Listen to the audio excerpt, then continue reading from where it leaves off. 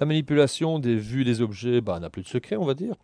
Alors, justement, vous avez remarqué que j'ai agrandi. Est-ce qu'il est vraiment utile d'agrandir toute cette vue? Étant donné que vous connaissez maintenant les raccourcis clavier de vos vues, on pourrait tout à fait l'agrandir autrement, c'est-à-dire qu'elle prenne tout l'écran et qu'on n'ait pas cette division. Pour agrandir cette vue, c'est Alt W en raccourci clavier. Alt W est une fonction interrupteur. Vous la mettez, ça agrandit, vous le remettez, ça revient comme auparavant. C'est exactement la même chose que l'on retrouve ici en bas. Vous voyez, généralement, on utilise plus les raccourcis clavier.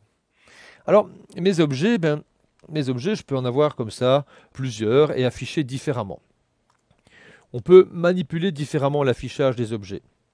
En effet, les objets affichés de cette manière peuvent avoir un certain poids pour votre carte graphique. F3 est une fonction interrupteur qui permet de basculer l'objet en mode filaire, où vous voyez comme ça ses composants, ligne, segment, face, vertex, donc les sommets, etc. F3 permet de voir en filaire ou en mode ce qu'on appelle lissage, ok, et lumière. Alors, lissage et lumière, ben voilà, Smooth and Highlight, c'est le mode affiché. Si j'appuie sur F3, je retrouve le mode Wireframe, filaire. Donc vous avez ici un témoin qui vous montre comment est votre affichage. Si j'appuie sur F4, j'ai en plus les faces qui se dessinent par-dessus. Edge Faces, les faces et les segments. On peut comme ça cumuler avec le raccourci clavier F3 et F4 différents modes d'affichage. Évidemment, si vous avez un menu ici, ça signifie que vous pouvez aussi cliquer dessus et choisir ce que vous désirez. Ouais, donc ça, c'est vraiment un choix, ok, des modes d'affichage un peu différents. On ne va pas s'amuser à les passer tous en détail, parce que je vous jure qu'il y en a quand même pas mal. Ce qu'on va voir surtout ici dans 3D Studio Max, c'est la manière de travailler pour produire. On va tous les voir, mais en fonction d'exercices pragmatiques.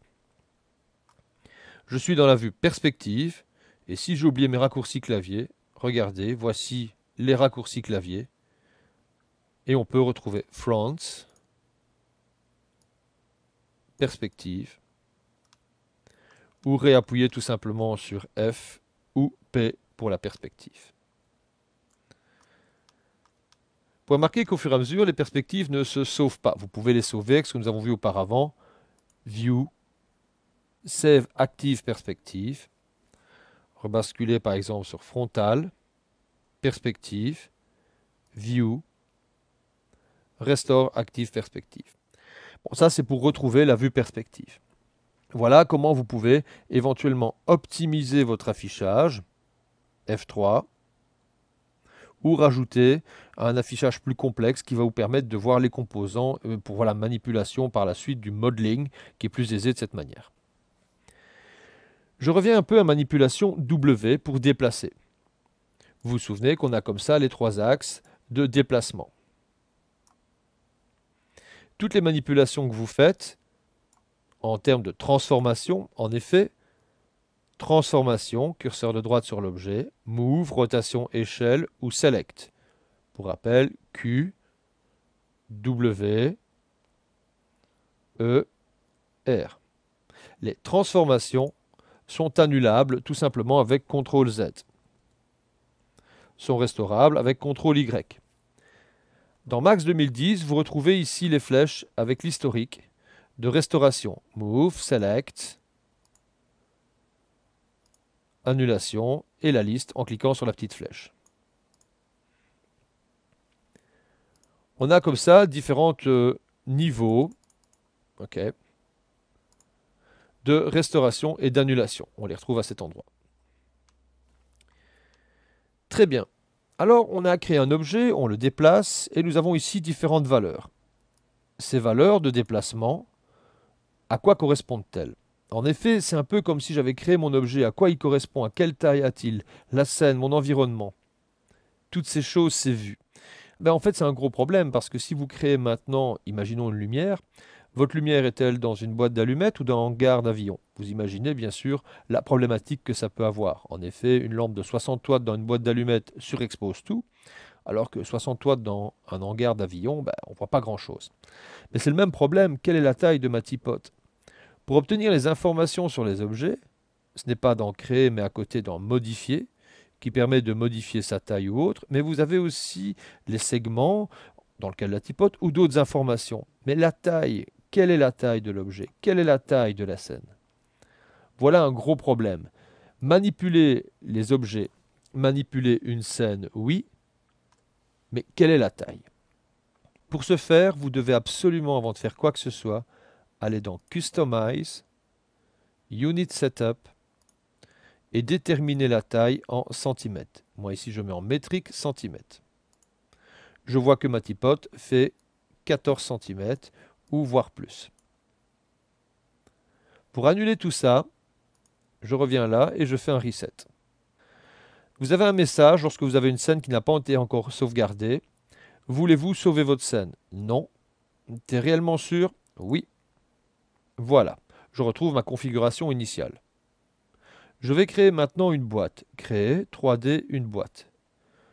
La première face, XY de la boîte et Z de la boîte.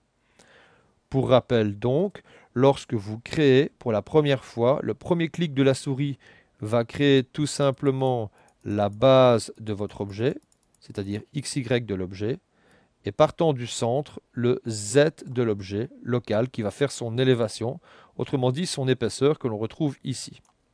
Vous remarquez maintenant que tout ça est exprimé en centimètres. Bien. Imaginons que je veux créer une boîte de 50 par 50. Ça va être très intéressant ici.